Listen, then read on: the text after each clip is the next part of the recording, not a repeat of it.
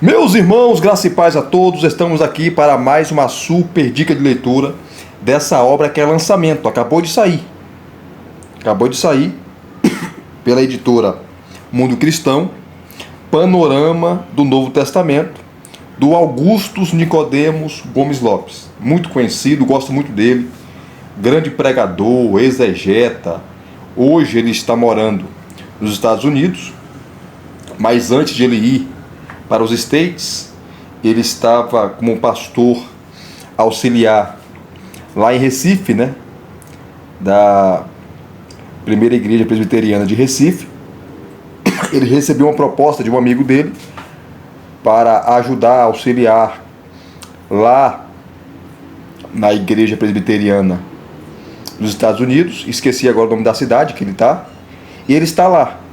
Já fez praticamente um ano que ele está lá, né? Justamente com a família, a esposa, e fazendo aquilo que ele faz de melhor, que é exposições bíblicas. É um grande expositor, um grande pregador e muito conhecido, né? Muito conhecido, dispensa aqui apresentações. Gosto muito dele. A obra, olha só que capa maravilhosa, não é? Capa dura, ó.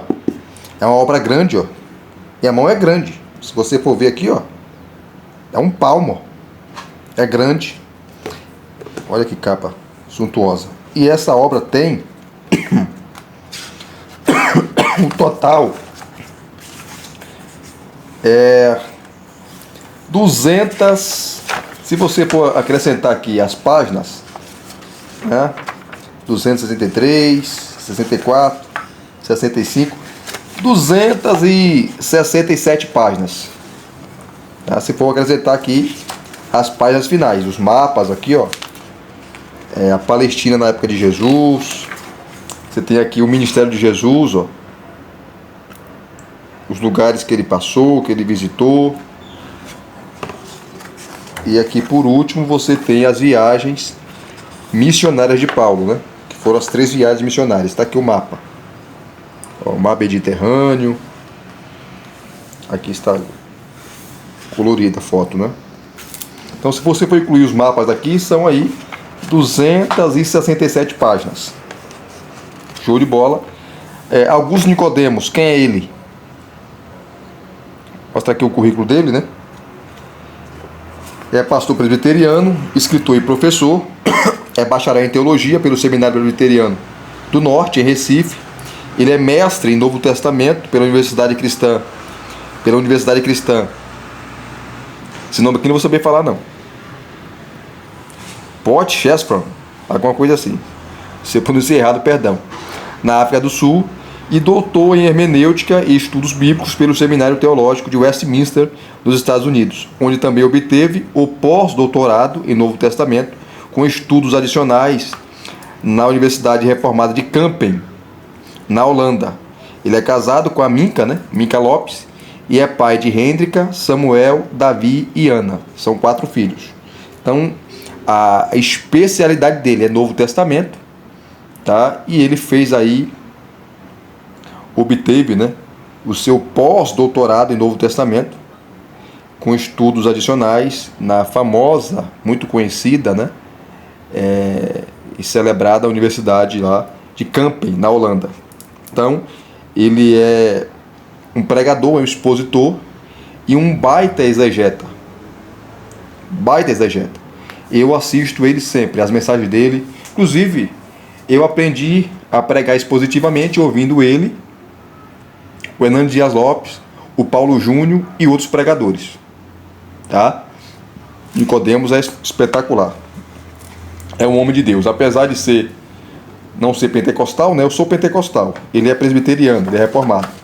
Ele é calvinista, né? Ele é amilenista, ele é pós-tribulacionista. A única coisa que concordo com ele é o pós-tribulacionismo, que eu também sou, né?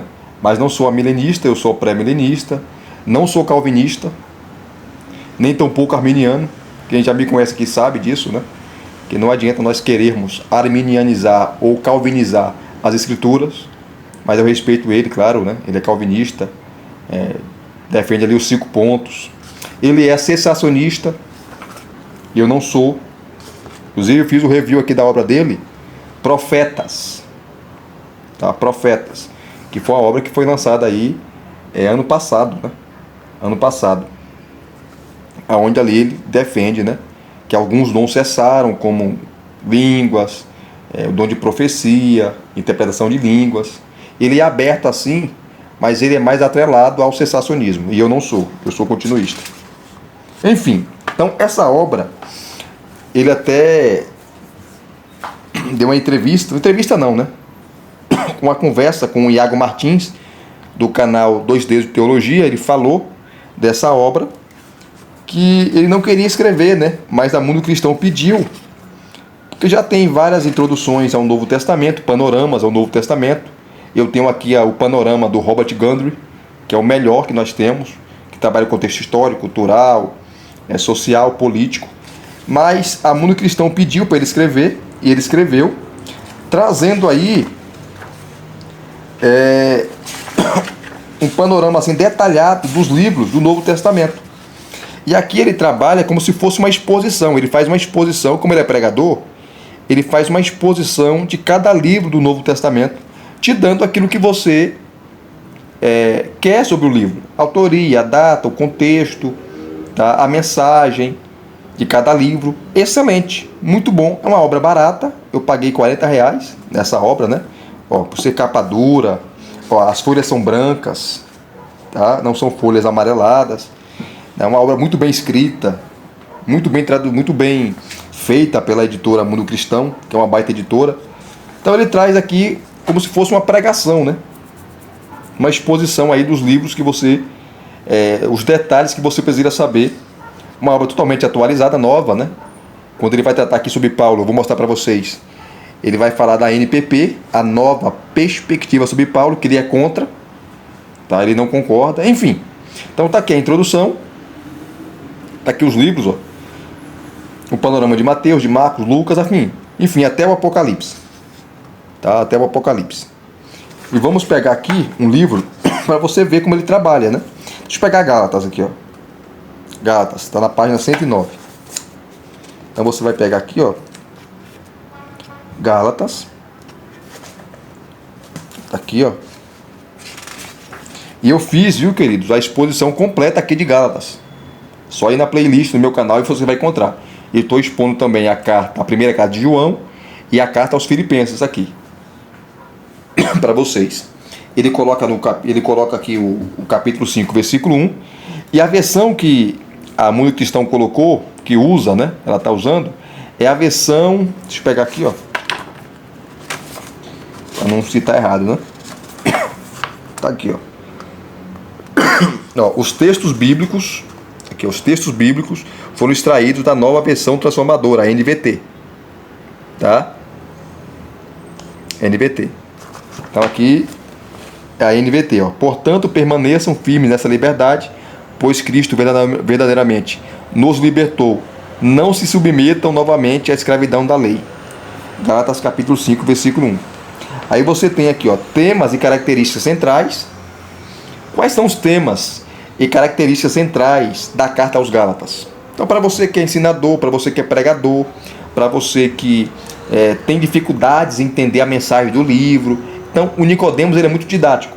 Quem acompanha o Nicodemos em suas mensagens, ministrações, ele é muito didático. E ele pega temas complexos, tá? E ele explica de uma forma que todo mundo entende. Então, um grande pregador, expositor nato. Então, quais são os temas centrais, temas e características centrais de Gálatas? Tá? São 5, né? Em Cristo não há divisão de povos, raças e etnias. Lembrando também que o Nicodemos, ele é aliancista, tá? Então, para ele, não há diferença entre judeu e gentil. Em que sentido? Deus só tem um povo. Deus só tem um povo. No Antigo Testamento era o povo de Israel. No Novo Testamento é Israel e os gentios, formando um único povo, a saber, a igreja. Tá? Então, essa é a posição dele, a posição aliancista. Em Cristo não há divisão de povos, raças e etnias. A justificação pela fé como a doutrina central do cristianismo. Depois, aqui o terceiro, né? Temas em oposição: verdadeiro e falso evangelho, fé e obras, lei e graça, liberdade e legalismo, adoração e escravidão, fruto do espírito e desejo da carne. Desejo da carne. Depois, assim como Romanos, Gálatas foi uma das cartas de maior impacto sobre os reformadores. Aí ele vai te dar a introdução da carta, ele consegue sintetizar a carta em poucas palavras, ele é muito bom nisso, o Nicodemos, ele não enrola, tá? O contexto de Gálatas gira em torno da controvérsia legalista. E o que é legalismo, queridos? É tudo aquilo que acrescenta a obra de Cristo. Por exemplo, na época de Paulo, os judaizantes diziam: Cristo é Senhor, é Salvador, mas não é só Ele. É Cristo e a lei, é Cristo e a circuncisão, é Cristo e as leis alimentares judaicas, é Cristo e o sábado, é Cristo e as festas judaicas. Aí Paulo fala: não, o evangelho é completo na pessoa de Cristo. Esses ritos judaicos não servem para a salvação. Tá? E hoje o legalismo moderno é o que, Elias? É o cabelo da irmã, é a barba, é o terno e a gravata, tá? Que as pessoas colocam como padrões para a salvação. Ó, você tem que usar terno, você tem que usar, não pode usar a barba, você não pode usar short, tá? Você não pode jogar bola, você não pode ir na praia. Isso é um absurdo, né? São um legalismo moderno, ou é o legalismo moderno, que não leva a lugar nenhum e só prejudica a igreja, né? O contexto de Gálatas gira em torno da controvérsia legalista que motivou a realização do Concílio de Jerusalém, descrito em Atos 15. Afinal, os gentios convertidos à fé cristã deveriam ser circuncidados? Deveriam seguir à risca a lei de Moisés? A resposta dos apóstolos e presbíteros que se reuniram em Jerusalém foi um enfático não para as duas perguntas. Uma resposta inspirada pelo próprio Deus, tanto que no versículo 28 de Atos capítulo 15 você tem um carimbo, o aval, o selo do Espírito Santo. Pois pareceu bem ao Espírito Santo e a nós não impor a vocês nenhum peso maior que estes poucos requisitos. Abstenham-se de comer alimentos oferecidos a ídolos, de consumir o sangue ou carne de animais estrangulados e de praticar imoralidade sexual. Farão muito bem se evitarem essas coisas. Atos capítulo 15, versos 28 e 29. Aí ele continua falando aqui. E quando você lê a carta aos Gálatas, você vê que Paulo está nervoso. Paulo está tenso, muito tenso. Porque os judaizantes estavam atacando a sua mensagem, estavam atacando o seu apostolado, falando que ele não era um apóstolo verdadeiro, ele era um falso apóstolo, atacando a sua mensagem da justificação pela fé, enfim. Então Paulo, ele escreve essa carta nervoso, ele está bravo. E ele combate mesmo e está pasmo, Paulo está assim boquiaberto, porque os Gálatas, as igrejas da região da Galácia do Sul, estão aí cedendo à pressão dos judaizantes, estão se circuncidando, estão guardando as leis alimentares judaicas, estão guardando o sábado. Um absurdo. Paulo fala: vocês estão negando a fé. Esse evangelho deles aí é um outro evangelho. Não é o evangelho que eu preguei para vocês. Então Paulo está combatendo, né? William Barclay, em sua famosa, espetacular obra Comentário de Gálatas, ele fala assim, que o caminho da graça é mais antigo que o caminho da lei. Porque o caminho da graça começa em Adão, em Abraão. A lei veio depois. Essa frase do William Barclay é maravilhosa, né? O caminho da graça é mais antigo que o caminho da lei. Então ele dá aqui um panorama sobre a carta aos Gálatas. Depois ele vai falar autoria e data. Alguns defendem que Gálatas foi a primeira carta a ser escrita. Outros defendem que não, que a primeira carta que Paulo escreveu foi primeiro Tessalonicenses. Enfim. Então Nicodemos, ele resume muito bem. Tá? Então você vai compreender aquilo que ele quer falar, que ele quer transmitir, a mensagem de Gálatas. Depois, destinatários, ocasião e propósito, ele vai fazer isso com todos os livros, tá? Depois aqui, ele vai pegar, ele vai resumir os capítulos, né, de Gálatas.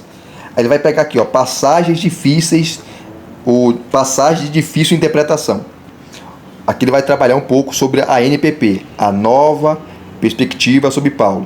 Quem tem vários expoentes, mas dois principais se destacam, que é o James Dunn, já falecido, e o N.T. Wright, que está vivo ainda, né?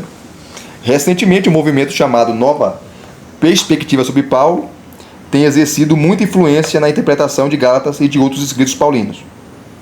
O principal expoente desse movimento é o teólogo anglicano N.T. Wright. Basicamente, os proponentes da NPP afirmam que a interpretação de Gálatas pelos reformadores está equivocada. O tema da carta não é a justificação pela fé para a salvação. De acordo com a NPP, o judaísmo do primeiro século não era legalista e não incentivava ninguém a se justificar diante de Deus por meio das obras da lei. Na verdade, de acordo com a NPP, em Gálatas, Paulo estaria tratando sobre como gentios convertidos ao cristianismo poderiam ter comunhão com judeus também convertidos. E o N.T. Wright entende que a justificação pela fé não tem a ver com perdão ou a imputação, né? Deus em Cristo depositar na conta do pecador a sua justiça. Ele tem diferente. Para ele, N.T. Wright, justificação pela fé, para Paulo, para essa nova perspectiva, é fazer parte do povo de Deus, da aliança de Deus, onde judeus e gentios compartilham as mesmas promessas. Então o foco é totalmente diferente. Estou aqui resumindo, né? A posição do Wright. De acordo com a NPP, o judaísmo do primeiro século não era legalista e não incentivava ninguém a se justificar diante de Deus por meio das obras da lei. Na verdade, ainda de acordo com a NPP, em Gálatas, Paulo estaria tratando sobre os gentios convertidos ao cristianismo. Como gentios convertidos ao cristianismo poderiam ter comunhão com judeus também convertidos.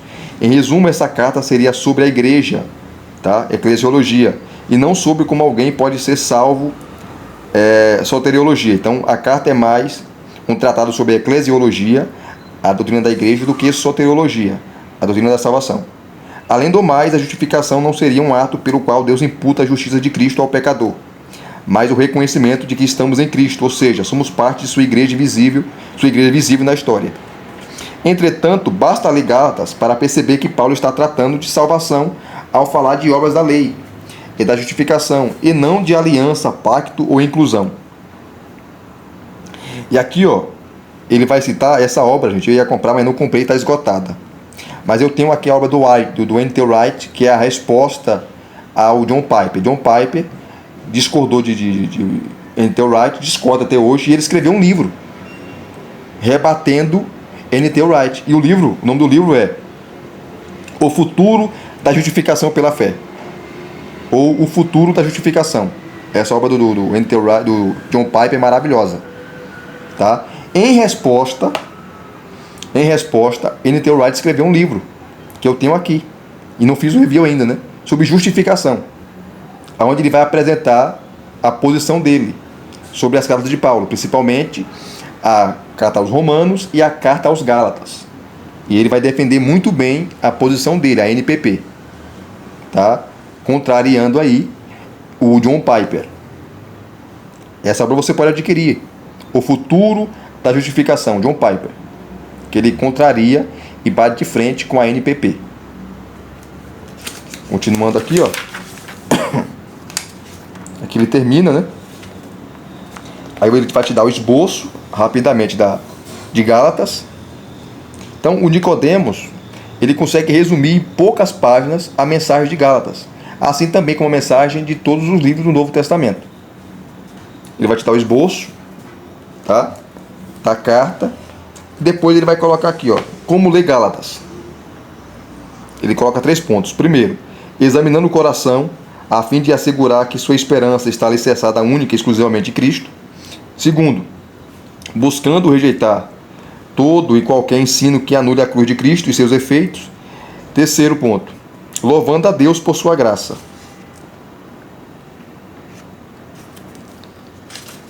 Ele tem um comentário de Gálatas, que ele vai citar aqui, livres em Cristo, a mensagem de Gálatas para a igreja hoje. Tem também um lançamento da editora Vida Nova, né? Lançamento não, né? Já faz alguns meses que foi lançado, mas é uma obra nova, né? O comentário de Gálatas, o comentário exegético do F.F.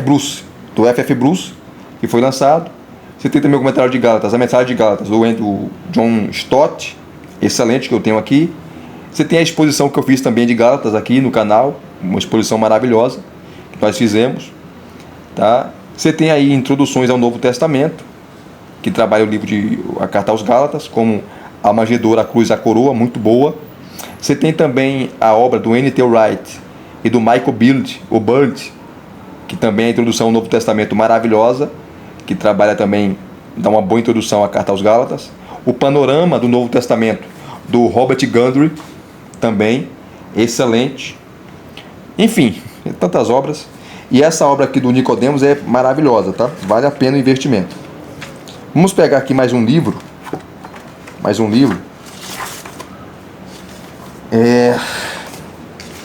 Por exemplo, você vai pegar aqui, no início, né? Ele vai te dar uma introdução muito boa sobre a Escritura, ó, a revelação divina. Ele também vai te dar aqui, ó, a formação do cânon, o cânon do Antigo Testamento, o cânon do Novo Testamento. Ele vai te dar aqui, ó, vai falar um pouquinho, né, sobre o Espírito Santo, né, a chegada do Espírito Santo, sobre os apóstolos no Pentecostes, capacitou-lhes a realizar sinais e prodígios. Então ele vai citar aqui alguns textos de Atos, né, que mostram os apóstolos fazendo milagres, não só os apóstolos, mas você vê Filipe, que era diácono, você vê Estevão. A igreja definiu o cânon ou o cânon definiu a igreja? Quando a igreja definiu o cânon, os livros já existiam. Ela só compilou, ela só organizou.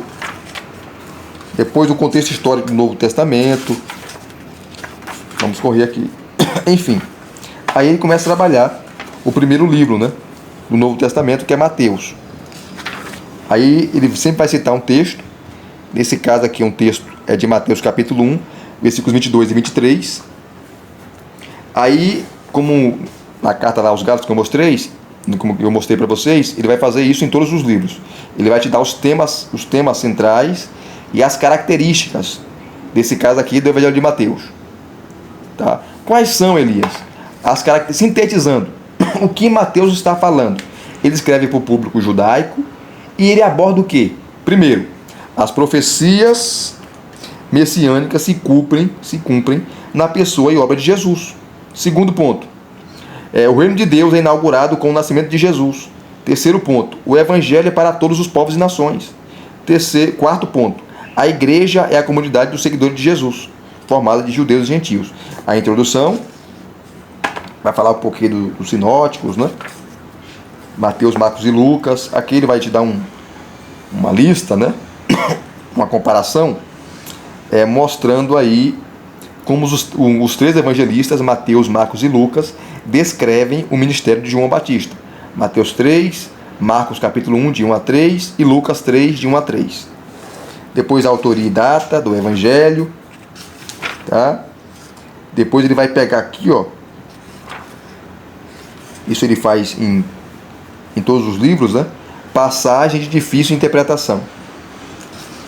Ele vai pegar aqui, ó, por exemplo, a família foi morar em Nazaré, foi morar numa cidade chamada Nazaré, cumprindo-se desse modo o que os profetas haviam dito, que Jesus seria chamado Nazareno, em Mateus 2, 23. Só que no Antigo Testamento você não tem essa citação que o Messias ia morar em Nazaré.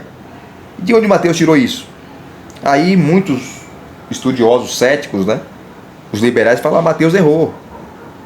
Como a Bíblia pode ser inspirada? O evangelista errou feio aqui. Aí o Nicodemos vai explicar. Ele fala aqui, ó: acontece que nenhum texto do Antigo Testamento apresenta essa afirmação atribuída aos profetas. Aqui Mateus pode estar fazendo uma espécie de trocadilho, um jogo de palavras com o termo hebraico Neser, que significa ramo, e é um dos títulos messiânicos usado pelo profeta Isaías, no capítulo 11, versículo 1.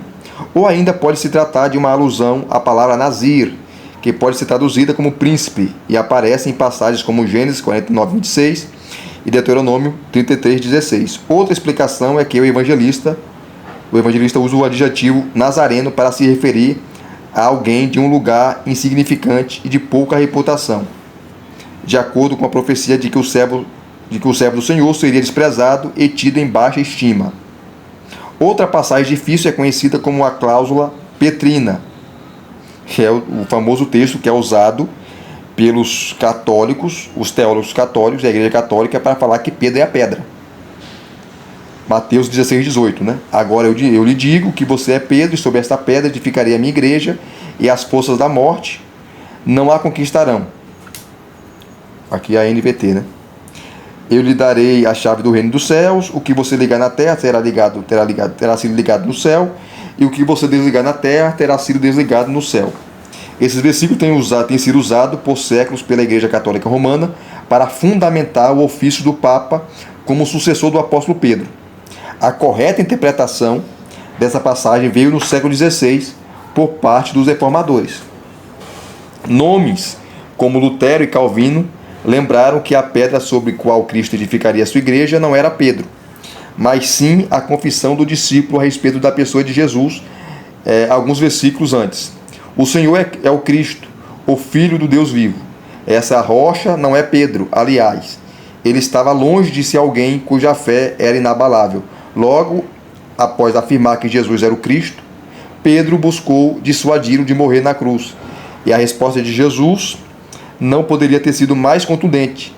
Jesus se voltou para Pedro e disse: afasta-se de mim, Satanás, ou arreda, Satanás. Você é uma pedra de tropeço para mim. Considera as coisas apenas do ponto de vista humano e não da perspectiva de Deus. E outro sim, na primeira carta de Pedro, capítulo 2, Pedro vai dizer que a pedra é Cristo. Esse texto é difícil para os católicos, né? Os teólogos católicos. Pedro fala que ele não é a pedra, nunca foi a pedra.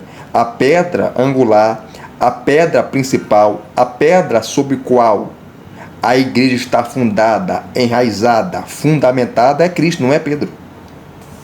Aí ele vai te dar aqui o esboço de Mateus e no final, como ler Mateus. Ele vai fazer isso em todos os livros. Aí vem Marcos. Mesma coisa, ele cita o texto de Marcos, aqui um texto de Marcos, os temas e características centrais de Marcos, para você entender o Evangelho. Depois ele vai te dar a introdução. Depois da introdução, ele vai para a autoria e data. Depois, destinatários, ocasião e propósito. Tá?